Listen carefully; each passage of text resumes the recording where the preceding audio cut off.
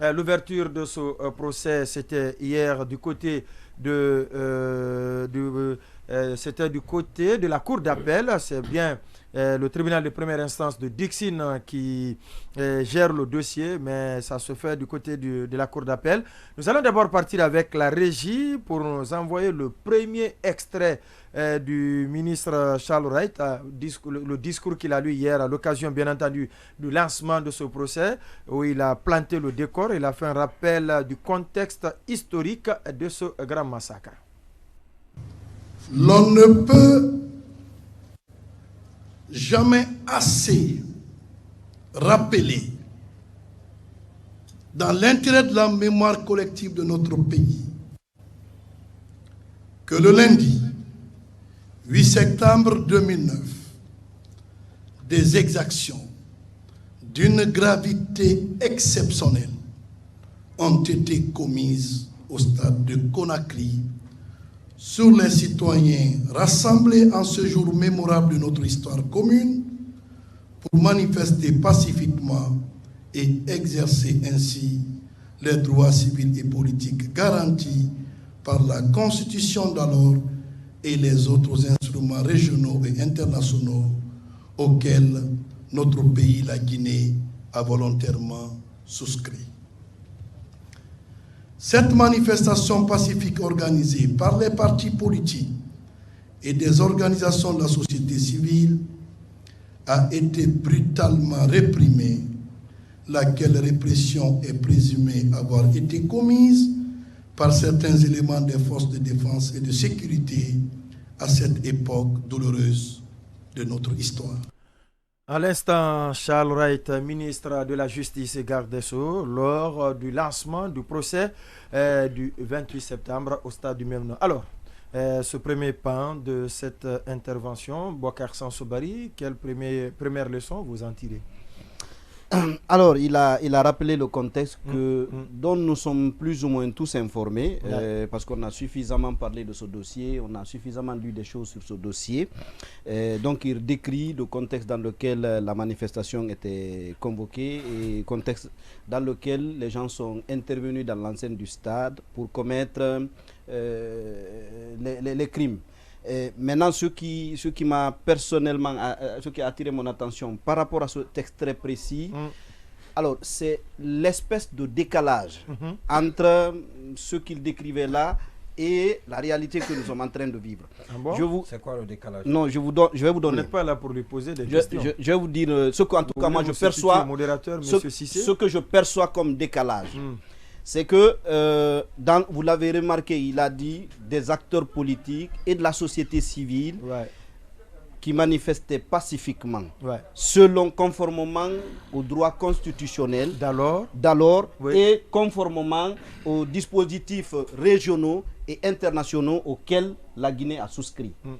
Alors, puisque vous et moi on était là, on sait qu'à l'époque, ce n'est pas la version que les autorités à l'époque avaient. C'était que ceux qui sont venus manifester bravaient une interdiction de manifestation. Mais la lecture que Charles Wright en fait aujourd'hui, c'était que cette interdiction n'avait pas sa raison d'être. Honnêtement, sur ce point, je suis parfaitement d'accord avec lui. Sauf que, la question que je me demande, si jamais on devrait, après cette transition, juger ce qui s'est passé pratiquement ces 3 ou 4 derniers mois, que dirait-on? Parce que le même Charles Wright est dans un gouvernement qui interdit depuis le 13 mai des manifestations, notamment des manifestations sur la place publique. Il y a eu je ne suis pas en train de présumer que je sais ceux qui les ont tués, mais de cette interdiction et de la violation de l'interdiction, il a découlé des cas de mort. 10 au total sur Conakry. De cette interdiction et de sa violation, il a découlé des détentions. Nous avons aujourd'hui des activistes de la société civile qui sont détenus en prison. Du coup, j'ai l'impression qu'il fait preuve d'une grosse sélectivité ici. C'est-à-dire, les gens en 2009 exerçaient leurs droits en dépit du fait que ils avaient outrepassé une interdiction de manifestation. Et ça, aujourd'hui, avec le recul, on trouve que c'est l'interdiction qui n'était pas normale.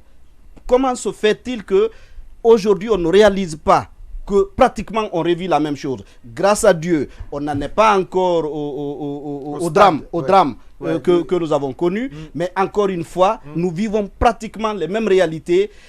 Pourquoi est-ce que dans les faits, au-delà des discours, on ne passerait pas à l'acte et en levant ces interdictions-là? D'accord, oui. Et Sékou Keita, est-ce que c'est votre analyse de ce pan de l'intervention de Charles Wright, à l'occasion bien entendu de l'ouverture du procès du massacre du 28 septembre 2009?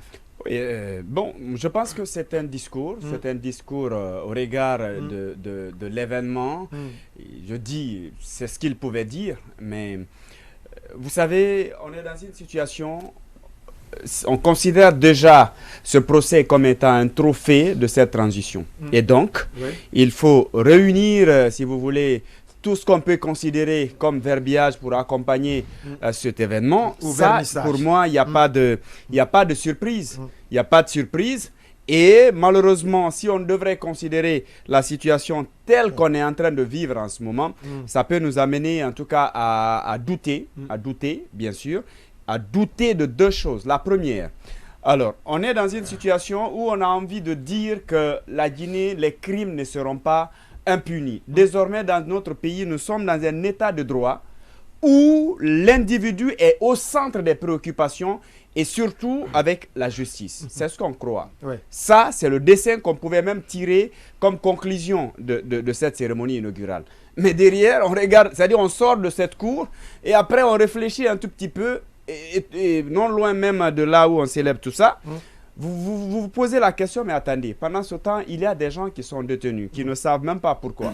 Pendant ce temps, il y a des manifestations qui sont interdites.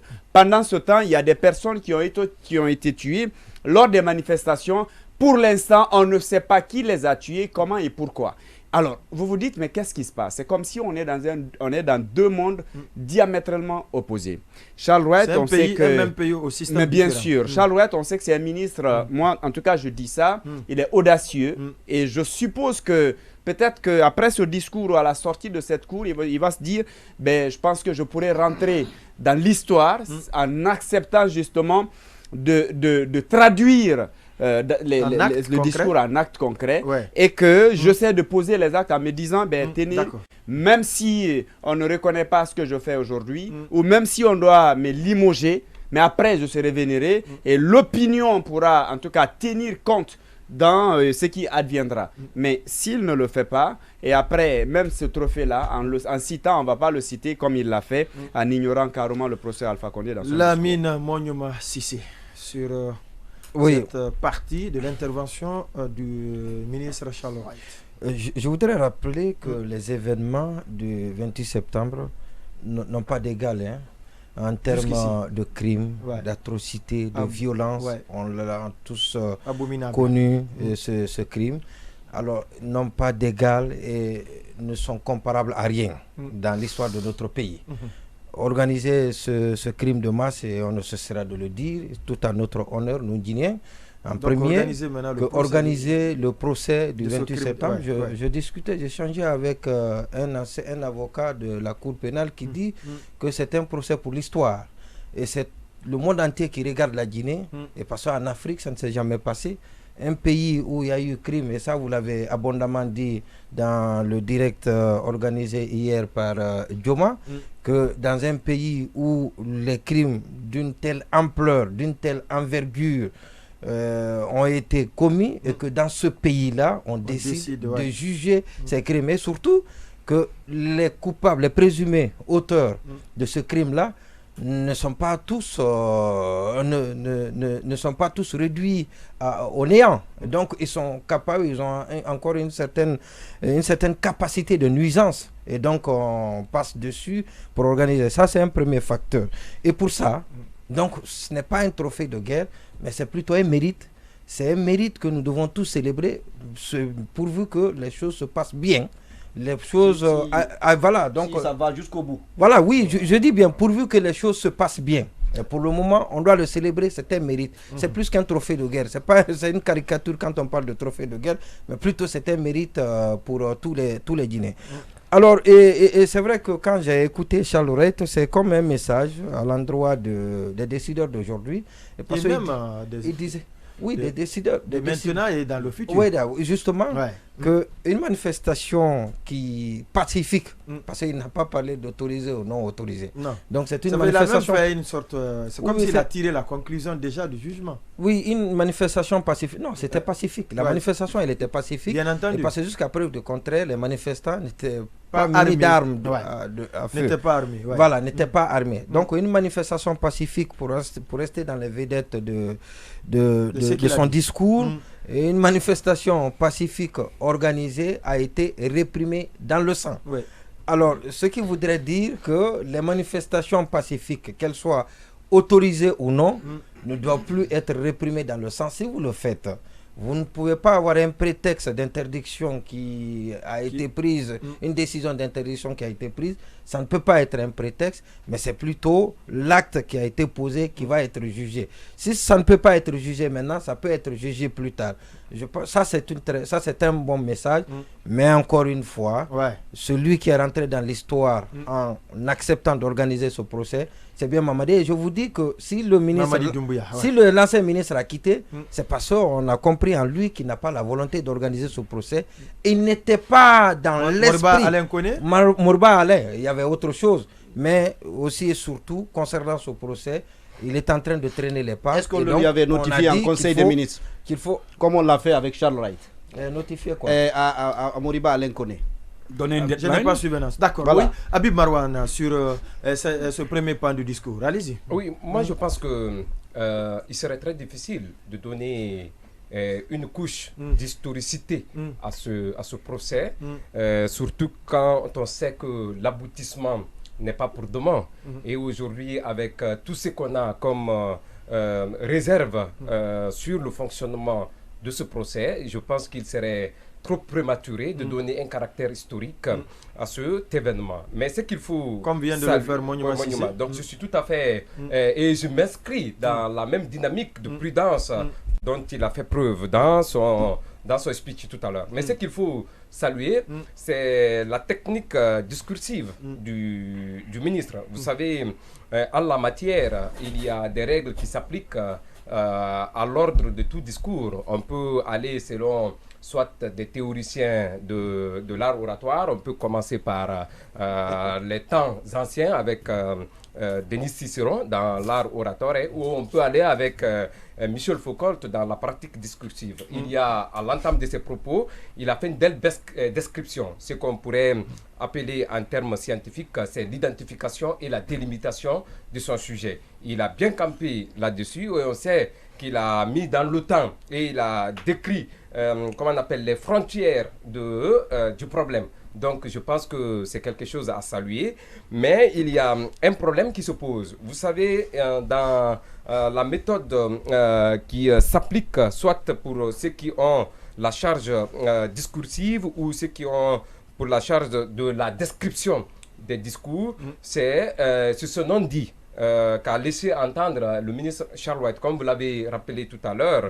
Aujourd'hui, quand il a décrit la situation, c'est comme pour dire qu'aujourd'hui, on s'attaque aux causes qui ont amené aux morts d'hommes, donc à morts d'hommes, qui ont amené à différentes pertes de vie en 2009. Une véritable tragédie. C'est pour dire aux autorités actuelles, faites autrement, donc c'est sous-entendu, c'est pour dire autrement, faites attention. On sait qu'avec l'interdiction systématique des manifestations, alors que notre époque, le siècle de maintenant, n'acceptera jamais à ce qu'il y ait cette volonté systématique de mettre au sol ces droits des citoyens. Donc faites attention, demain vous pouvez être rattrapé par vos décisions actuelles. Mais quand vous dites faites attention, vous l'excluez. Or, il y a précédemment, il était procureur général, lui-même a conduit des gens en détention dans le cadre d'une interdiction de manifestation. Non, attention, vous savez, nous sommes en matière pénale. Envoyer les gens en prison, mais tuer les gens font deux. Non, je suis... Quand vous interdisez... Quand vous interdisez, cela ne veut pas dire. Quand les gens bravent l'interdiction, cela ne veut pas dire qu'ils vont à l'abattoir. Vous ne devez pas les tuer. Ils doivent être punis. Vous devez les punir pour avoir réfléchi à une décision. C'est l'approche argumentaire que j'ai voulu développer. Nous sommes au pénal ici.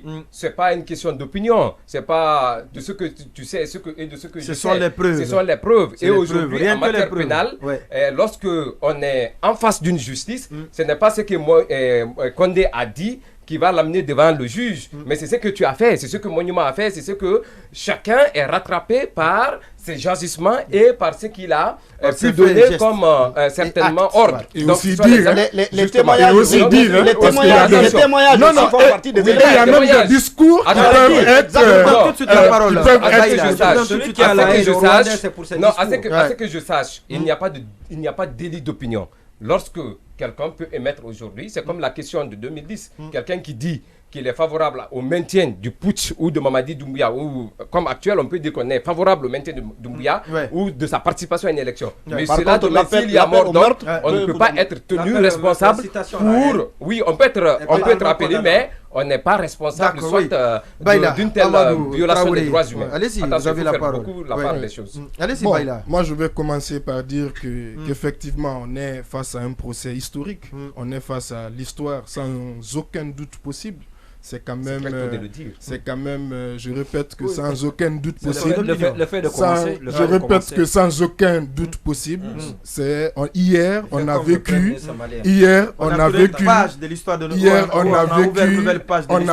une journée historique qui sera écrite dans les pages d'histoire de la Guinée, quelle que soit la suite du procès. Ça, je le dis. Pourquoi? Parce que hier on a tous vu un ancien président comparaître devant un juge avec certains des hommes forts qu'il avait avec, médiatisés devant la télé. Est-ce que dans l'histoire de la Guinée, on avait déjà connu ça? C'est une première. Donc ça, hier, était un jour historique. Donc on a ouvert une grande nouvelle page de l'histoire de la Guinée. Exactement. Maintenant, je suis tout à fait d'accord qu'il faut espérer que ce qui a commencé hier se termine de la meilleure des manières. Et pour cela, moi, je suis confiant, je suis optimiste, non pas seulement parce que j'ai confiance en la justice guinéenne, mais parce que je sais qu'aujourd'hui, le monde nous regarde. Et je sais que les protagonistes de ce procès le savent aussi. La preuve, la présence de la CPI, la preuve, le protocole qui a été signé, que j'ai pu lire grâce à la gentillesse de Sanso. Et ce protocole l'indique très clairement que la CPI va garder un œil vraiment sur l'évolution de tout ce qui va être fait. Tout ce qui va être fait. Donc si dans 2 mois, dans 3 mois, dans 4 mois, la CPI par exemple constate des écarts, c'est clairement indiqué qu'elle prendra les mesures nécessaires. C'est-à-dire, vous savez, il y a une sorte de complémentarité. Elle reprendra la main. Elle reprendra la main. Donc, moi, j'espère, je suis confiant que ce qui vient d'être commencé ira loin. Maintenant, sur le discours de Charles White, sur ce pan-là, moi, au-delà du fait que c'est un rappel historique, effectivement, il y a eu quand même, il l'a rappelé aussi, c'est important de le rappeler, 157, selon la commission d'enquête, 157 personnes tuées le même jour et 109 femmes violées. Ça en dit long quand même sur la violence, sur l'énormité du crime. Maintenant, la petite nuance aussi que je veux apporter, parce que j'ai lu un tweet de l'un des protagonistes aussi de ce procès, Baouri, sur la question de l'interdiction des manifestations, sur l'interdiction de la manifestation du 28 septembre. Je pense que c'est une question sensible qui sera d'ailleurs au cœur du débat, du procès, parce que lui rappelle que la manifestation n'était pas interdite, que la collectivité locale avait écrite pour autoriser, et que ensuite peut-être il y a eu une interdiction peut-être verbale. Il a été demandé de reporter tardivement. Est-ce qu'il y a eu un acte? Est-ce que cela sera considéré comme une interdiction sur le plan juridique? En tout cas, je nuance tout. C'est ce que je suis en train de dire. Exactement. La collectivité a dit que comme le meeting doit être organisé au stade, le stade ne relève pas, n'est pas sous l'autorité de la collectivité. Et pour la petite précision également, le ministre. Donc on va le laisser alors terminer. Oui, mais c'est juste la précision à ce niveau. Très rapidement. Le 26, pour être précis, le ministre des Sports d'alors, c'était Stokera. Il avait autorisé la fermeture même du stade, comme pour dire que un match en perspective qui devait avoir lieu là. Justement, donc il y avait ce facteur-là aussi. Le truc de Baouli, ça reste un match international. Et cela aurait été évoqué par la collectivité. D'accord. Pour dire que le stade du 28 septembre ne le relève pas de son ressort. Oui, allez-y, pour clore maintenant, et puis on donne la parole à Cheikh. Cette nuance que je voulais apporter, c'est pour dire que cette question du 28 septembre est extrêmement sensible. Je sais que dans les médias, on va comme on l'appelle, rentrer dedans, mais il faudra quand même prendre les choses avec prudence et aussi parce que c'est une question sensible. On a aussi une certaine responsabilité. Oui, allez-y. Je disais, sauf que la question de report dit que le stade ne relève pas des collectivités, mais plutôt du ministère des Sports. Je pense que la marche, comme on l'avait dit, la manifestation, elle était pacifique et des courriers avaient été déposés. Il y a eu des jours avant que ce jour-ci n'arrive pour donner l'autorisation de fermer le stade. Alors pourquoi en ce moment les manifestants n'avaient pas été informés? Ça n'a pas été le cas. On a attendu un peu tard, le lendemain, la veille, disons, de la manifestation, pour appeler Sidia, l'avait témoigné le jour J même, pour dire qu'il a été joint au téléphone par la police, pour dire qu'il faut reporter. Alors c'était pas une interdiction de manifester au stade. Je ne pense pas que ça soit le cas. Mais c'était une question de reporter. Il a été demandé de reporter et non pas justement et non pas de ne pas manifester au stade en ce que du stade de ce soir jusqu'au lendemain. Alors ce qui n'était pas possible parce que déjà comme on le sait il était 2h du matin, il ne pouvait pas revenir pour informer l'ensemble des militants et sympathisants, c'était trop tard. Maintenant on revient encore sur ce qui a été dit, le contenu, on dit c'est un procès historique, c'est vrai tout ce qui a été dit jusqu'ici dans les faits et dans les discours, on sait que ça renvoie, c'est un signal fort qu'on renvoie à l'endroit de ceux qui nous ont dirigés et qui sont en train de comparaître aujourd'hui, à l'endroit même de ceux qui sont en train de présentement de nous diriger et ceux qui sont censés nous diriger dans l'avenir. Alors ceci dit, moi je ne vais pas peut-être caricaturer ou peindre en noir. Est-ce que non, certains ont tenté de le faire. Ici dans ce studio. Oui, dans ce studio tout à l'heure. C'est Kouketa par exemple, il avait tenté de le faire. Donc ce n'est pas parce que quand on dit quand on dit qu'on a fait ce procès parce que c'est un trophée de guerre, parce que... Alors, moi je pense que ce n'est pas ça. C'est quelque chose, c'est un procès que nous avons demandé depuis longtemps. On a dit 13 ans, les familles des victimes, nous tous, on a réclamé ce procès. Aujourd'hui, on a eu des autorités qui ont eu l'audace. Je ne parle même pas du ministre parce que lui, il l'a fait aujourd'hui. C'est parce que bien avant, il y a eu des personnes qui étaient devant et qui ont balisé quand même le chemin. Mais malheureusement, qui n'ont pas eu le temps. Aujourd'hui, on a commencé le procès. Je pense que c'est une avancée pour ce qui est de la justice guinéenne. Et comme Baïla l'a dit tout à l'heure, la suite, c'est Dieu seul qui sait. Est-ce que ça sera un procès équitable? Est-ce que ça sera un procès digne de nom? Auquel procès nous tous nous attendons? Ça, la fait, comme on le dit souvent, justifiera les moyens. Mais en attendant, je pense que ce qui est déjà posé, il faut apprécier. Et c'est une avancée pour la justice guinéenne. Allez, rapidement. Alors, à la nuance de Baïla, je vais faire une autre... opposer une nuance. Alors, je dis que honnêtement, il n'y a pas de débat. Ce qui s'est passé hier est sans précédent dans l'histoire du pays. Tout le monde a été marqué par ce qui s'est passé hier. Mais je dis, si on n'a pas le résultat espéré, très peu de personnes se souviendront de cette date-là. C'est pourquoi je dis d'être prudent par rapport au caractère historique. Non, je dis... allez-y, va terminer. Oui, mais vous n'êtes pas là pour être d'accord. Un président de la République un ancien chef de l'État. Non, un ancien chef d'État comparaître en Guinée. En tout cas, rien ne pourra effacer ce qu'on a vu. Ça fait date dans l'histoire de rien ne pourra effacer cette image. C'est quand même important de se souvenir de cela. Mais c'est qu'en Guinée, on veut se souvenir de rien. Non, c'est clair que c'est historique. À la barre. Mais Mais c'est clair que c'est historique. Il faut reconnaître quand même que c'était un simulacre. Oui, quel que soit. Non, pas du tout. Non, cette image restera quand même. C'est clair. C'est une question de représentativité. Si vous partez du principe que c'était du cinéma, personne ne s'en souviendra. D'accord, oui. Oui, ce qui reste clair, à moins que vous effaciez la journée, comme l'a dit Baïla, sur ce point, je suis d'accord, la journée, elle reste historique. Mais ouvrir un procès est une chose. Tenir le réussir en est une autre. Et je pense que c'est encore plus scandaleux d'organiser un faux procès que de ne pas tenir un procès. Ça, vous pouvez me croire. Lorsque vous condamnez un innocent à la place, parce que le procès a été mal fait à la place d'un coupable, j'avoue que vous n'arrangez rien. Au contraire, vous discréditez même l'appareil judiciaire.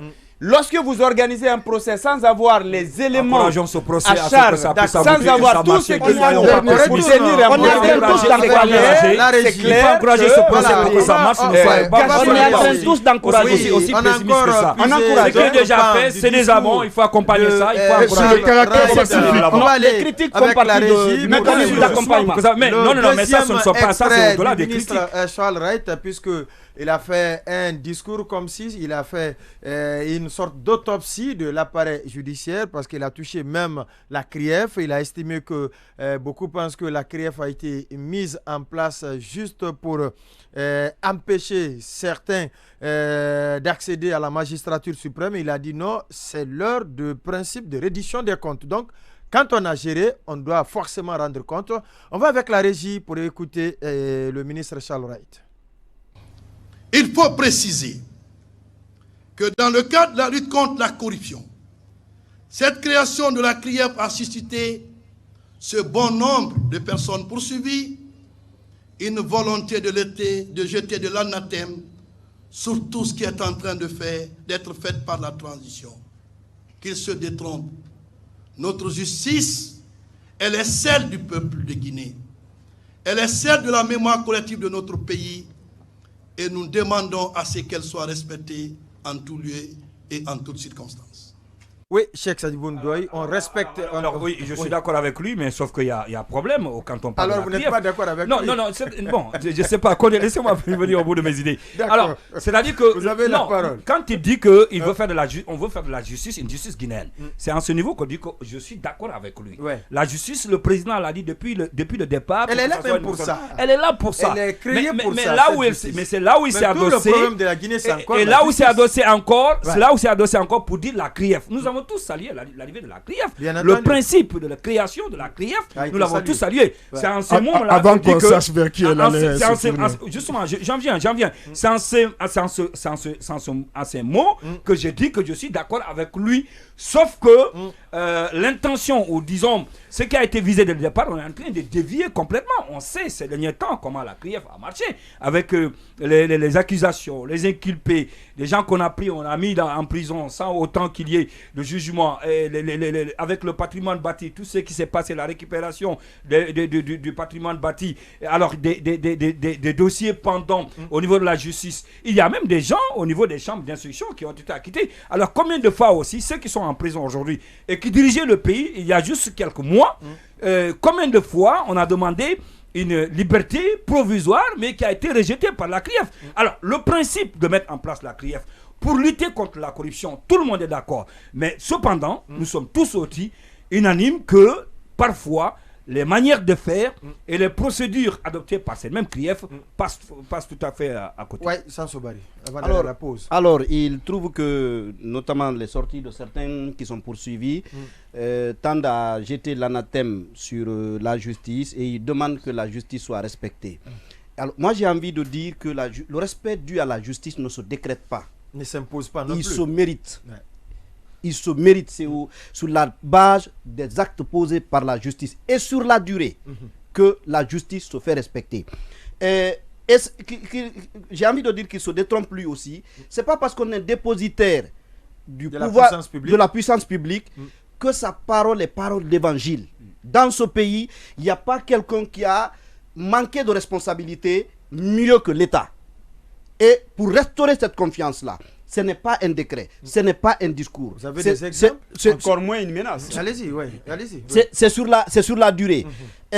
au-delà de ce qu'il a dit, parce que là, de justice là. Oui, au-delà de ce qu'il a dit, je pense que hier il a évoqué, notamment chez nos confrères de Espace, il a particulièrement parlé du cas de Cellou Dalein Diallo, parce que quand il dit qu'il y en a qui jettent l'anathème sur la justice, chez nos confrères, il avait expressément cité le cas de Cellou Dalein Diallo. Alors, c'est son point de vue. C'est possible qu'il ait raison. Honnêtement, parce que s'il est de bonne foi, il a envie de conduire la justice et il trouve qu'il y a des gens qui se mettent à critiquer le travail, ce serait compréhensible qu'il dise ce qu'il a dit. Mais je dis que prenons un seul exemple. Parce qu'il a évoqué, par exemple, dans le cadre de la récupération. Non, pas de la récupération. Des massacres du 28 septembre, le dédommagement que 3 anciens leaders politiques avaient reçu, les 2 milliards. Sidia, Cellou et Feu. On en a parlé dans l'édition spéciale. Voilà, et Feu Jean-Marie Doré. Moi, je voudrais dire simplement que, vous savez, c'est une question de vérité du moment.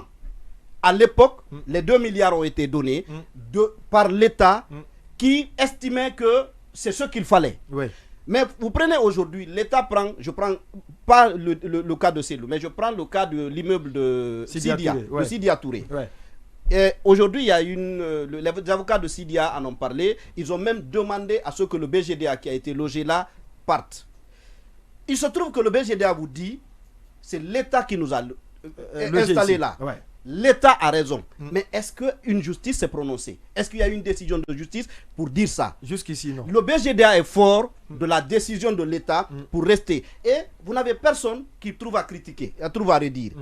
Alors, comment se fait-il? Il y a beaucoup de personnes quand même. Disons, ils sont pas légion. Non, je veux dire dans l'opinion. Non, mais c'est l'État, l'exécutif. Voilà. Nous parlons de l'exécutif. Parce qu'on est en train de parler d'une décision. Non, eux, ils ont justifié ça, ils ont invoqué le principe du préalable. C'est-à-dire l'État décide et puis après maintenant, on verra. ce qu'il dit aujourd'hui, est-ce après, que ça peut rester ad vitam Est-ce que le préalable, le respect obligatoire, est-ce que ce préalable-là ne prévoyait pas quand l'État a engagé des actions par le passé?